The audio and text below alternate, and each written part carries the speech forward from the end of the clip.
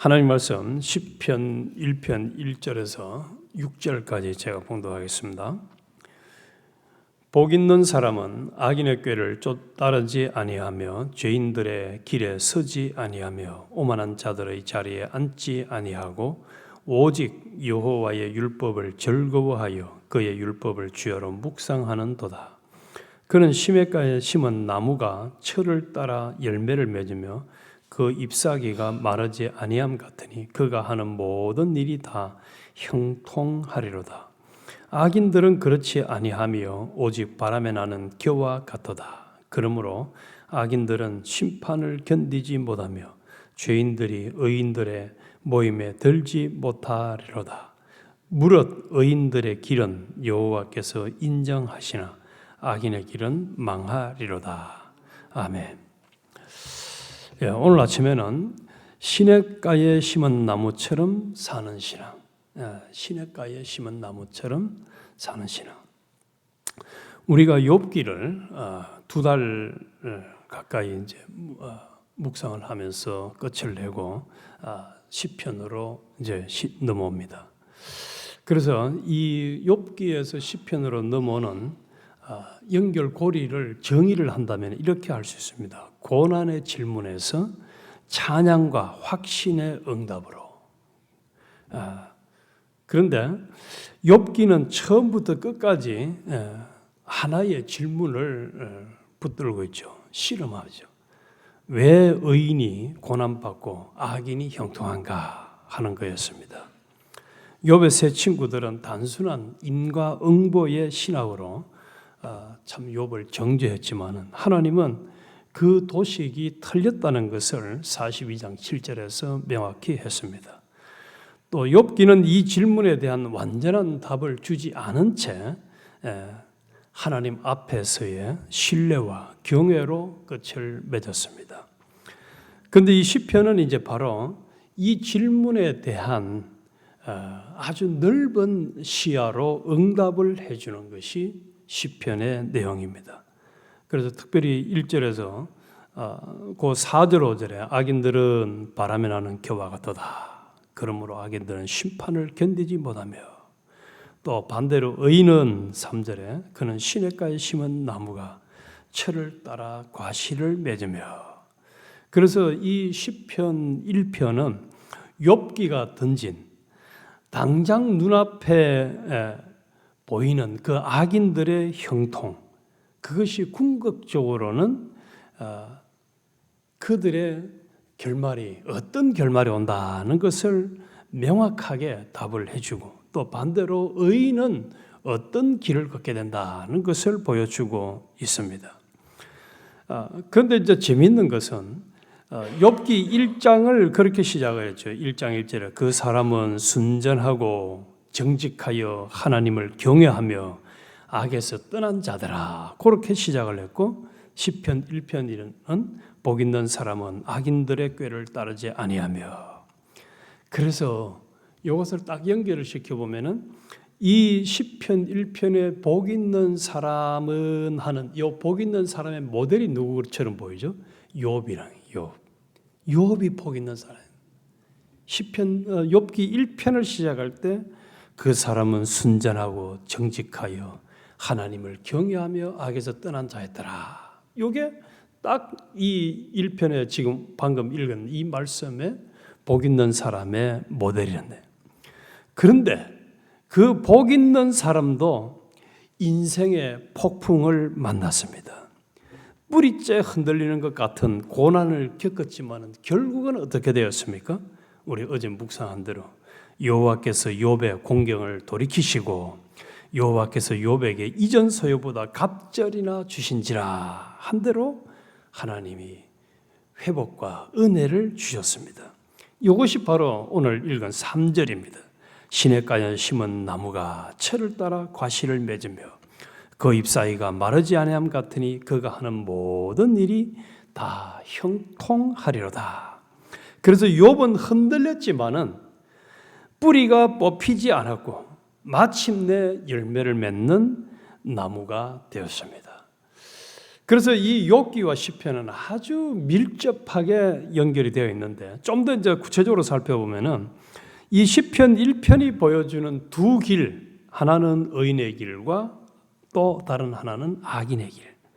그래서 이 시편 1편은 시편 전체를 열어주는 그런 문과 같은 서론과 같은 역할을 하는데 이 1편에 복 있는 사람과 악인이라는 이 두 길은 나중에 150편까지 가는 그 길 전체에서 반복되고 있습니다. 그래서 이번에도 제가 이 말씀을 묵상하면서 계속 정리를 해보니까 시편 전체가 복 있는 사람은 또 복 없는 악인은 이걸 계속 반복하는 거예요. 후렴구처럼 말이죠. 그러면은 우리는 오늘 아침에 딱 하나님 앞에 은혜를 구하고 또 결단을 해야 될 것이 두 길 중에 어느 길을 가기로 결단을 해야 되죠. 절대로 악인의 길을 가서는 안 된다는 걸 이거 우리 확정을 지어야 됩니다. 그리고 욥기에서 또 하나 주제를 던졌습니다. 중보자를 찾았잖아요. 욥이 자신의 문제를 해결할 수가 없으니까 중보자를 찾았는데 그 중보자를 이 시편 2편에서 내일 할 이제 2편에서 답을 주고 있습니다. 그래서 욥기와 시편은 아주 밀접하게 연결되어 있는 내용이다. 자, 그러면은 이 첫 번째로 시편 1편이 제시하는 첫 번째 축, 의인의 길과 악인의 길. 사람은 살아가는 모습이 근본적으로 이 두 가지로 나뉘어집니다. 그래서 복 있는 사람은 악인의 꾀를 따르지 않고 또 하나님의 말씀, 율법을 즐거워하여 주야로 묵상합니다. 그는 시냇가에 심은 나무처럼 열매를 맺습니다. 그러나 반대로 악인은 바람이 나는 겨와 같고 또 지금은 존재하고 활동하며 심지어는 형통해 보이기까지 하지만은 하나님 앞에서는 뿌리가 없습니다. 하나님께 뿌리가 내려져 있잖아요. 그래서 결국은 심판을 견디지 못합니다. 6절에 말씀하죠. 대저 의인의 길은 여호와께서 인정하시나 악인의 길은 악인들은 망하리로다. 그래서 여기서 중요한 것은 단순히 착하게 살면 복받고 나쁘게 살면 망한다는 이런 도덕적인 교훈을 주는 것이 아니라는 사실. 중요한 핵심은 누구를 중심으로 살아가느냐. 누구를 중심으로. 하나님 말씀 아래서 사느냐. 하나님을 떠나 자기 생각과 욕망을 따라서 사느냐가 문제는.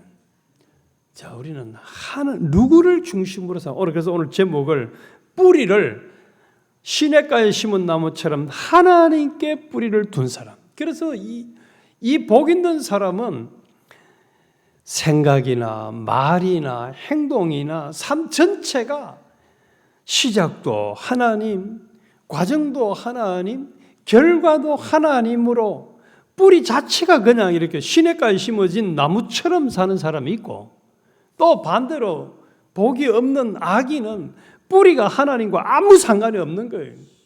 예수를 믿어도 교회는 다녀도 얼마든지 신약 성경에 보니까 외식하는 서기관들과 바리새인들 얼마나 말도 잘해요.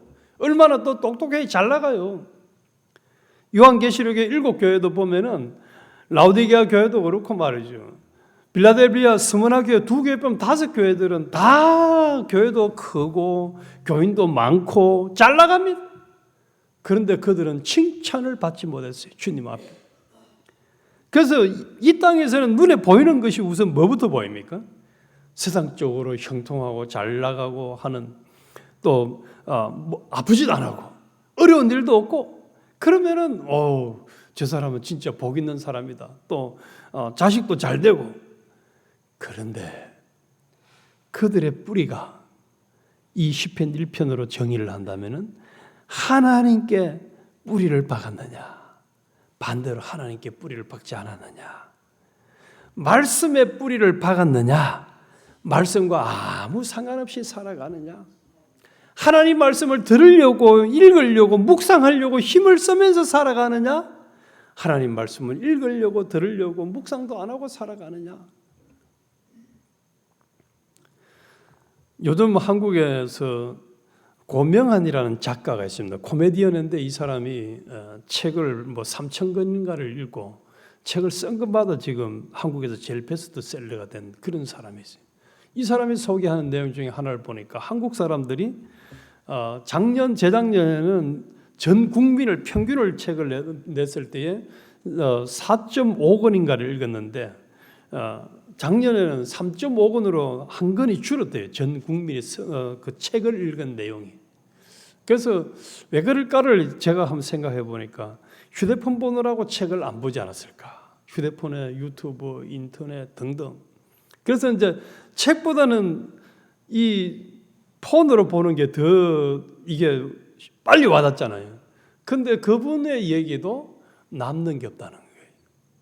남는 게 없다.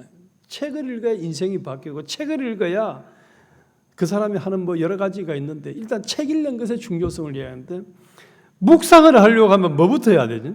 읽어야 됩니다. 이 성경은 읽어야 되고 들어야 되는데 읽지도 안 하고 듣지도 안 하면은 결국 사람은 머릿속에 집어넣는 대로의 사람이 되거든요. 한 번씩 그런 거 생각해 보셨죠? 입양된 아이들이 껍데기는 한국 사람인데 몸은 한국 사람인데 외모는 한국 사람인데 프랑스로 가면 프랑스 말밖에 못하고 러시아 가면 러시아 말밖에 못하고 미국 가면 미국 말밖에 못하는 사람들 있잖아요. 뭘 집어넣어서 그렇습니까?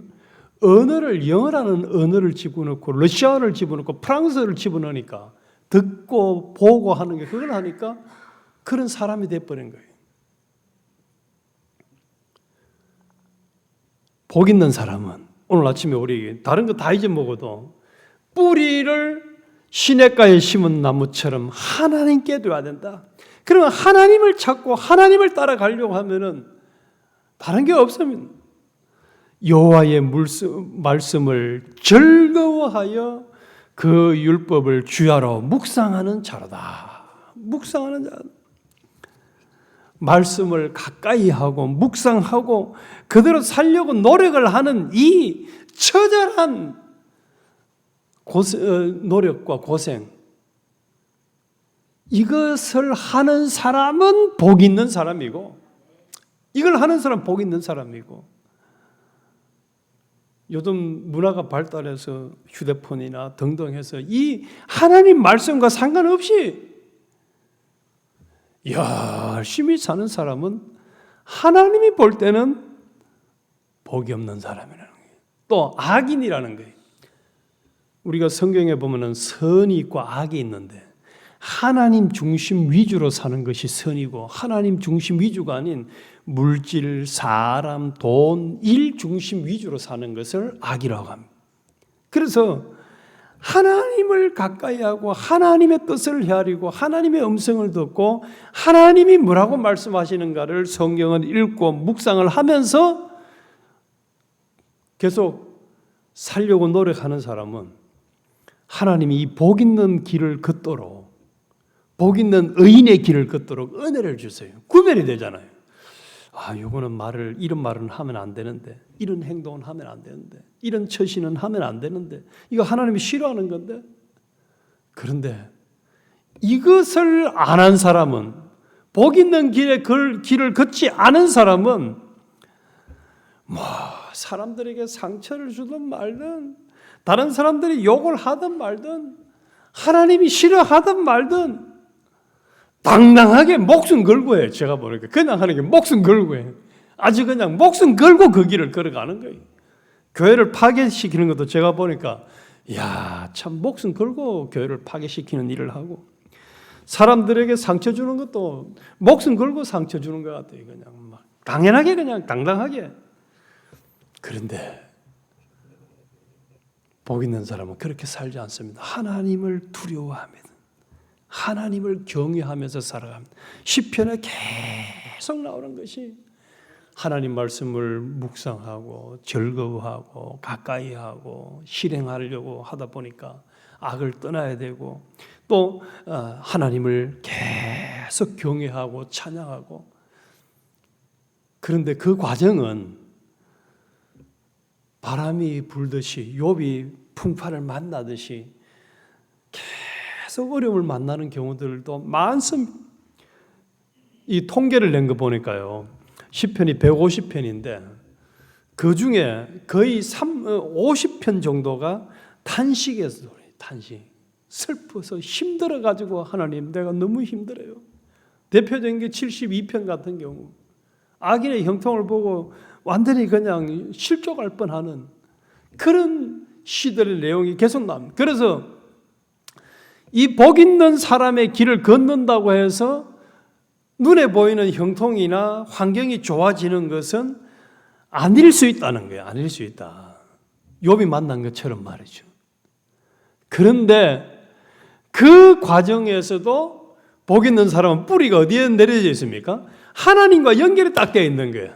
하나님과 연결이 되어 있으니까 하나님이 다 결과적으로는 책임을 져주시고 완벽하게 하나님이 은혜를 주셔서 결론적으로는 나중에 145, 6, 7, 8, 150편까지 가면은 찬양만 계속하는 삶이 되어지는 거예요. 욥이 마지막에는 찬양을 하잖아요. 욥기 42장에서 하나님 앞에 경배하고 하나님의 찬양. 그래서 우리 내일 볼 본문입니다만은 그 2장 11절에 여호와를 경외함으로 섬기고 떨며 즐거워할지어다. 그래서 복 있는 사람은 자신이 만난 환경이 이렇든 저렇든 그거는 상관이 없어요. 파란만장하다 그거는 아무 상관없어요. 뿌리를 어디에 내린 사람입니까?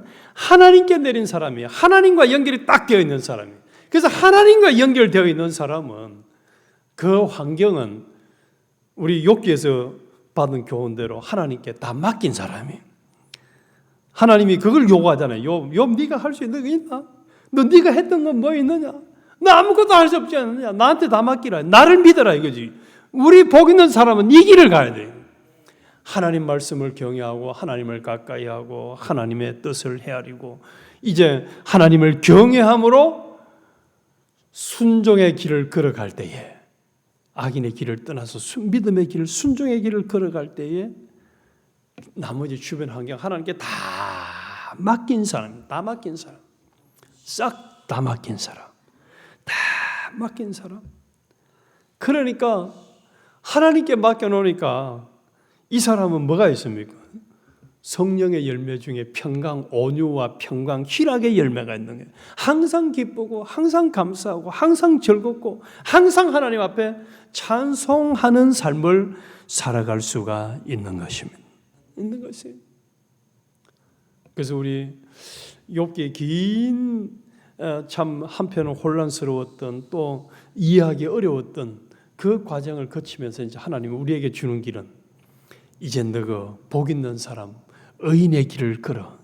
그리고 나와 함께 내게 뿌리를 딱 받고 나와 동행하면서 이제 찬양하면서 내가 너희들에게 회복시켜주고 내가 너한테 주고자 하는 모든 하는 일마다 무슨 결과가 맺어집니까? 자, 그는 시냇가에 심은 나무가 철을 따라 열매를 맺으며 그 잎사귀가 마르지 아니함 같으니 그가 하는 모든 일이 다 형통하리로다. 하나님은 우리가 이런 사람이 되기를 원하시고 이렇게 의인의 길만 걸으면은 내가 이 약속을 지켜줄게. 이게 1편의 약속이잖아요. 그래서 우리가 하는 일마다 형통하다. 이거는 결코 고통이 없다. 또 가난이 없다. 이게는 말이 아니라는 거. 이건 우리는 분명히 알아야 돼요. 욥의 길이 뭐 얼마나 그거 파란만장하고 힘들었어요. 다 빼앗아 가셨는데 욥의 얼마나 질병이 심했으면은 사람을 욥인지 알아볼 수가 없을 정도로 얼굴이 망가지고 몸이 망가졌지만은 그런 일이 오더라도 그 길이 형통한 길이에요. 왜요? 하나님이 함께 하시는 길이기 때문에. 그래서 형통하였다를 반복한 것이 대표적인 요셉이잖아요. 요셉이 감옥에 가도 형통했고 총리를 해도 형통했고 요셉은 어디에 뿌리 박은 것 같았습니까? 하나님 경외함으로 죄를 짓지 않았잖아요. 왕이 나한테 다 맡겨도 당신을 범하는 이거는 나한테 맡기지 않았다.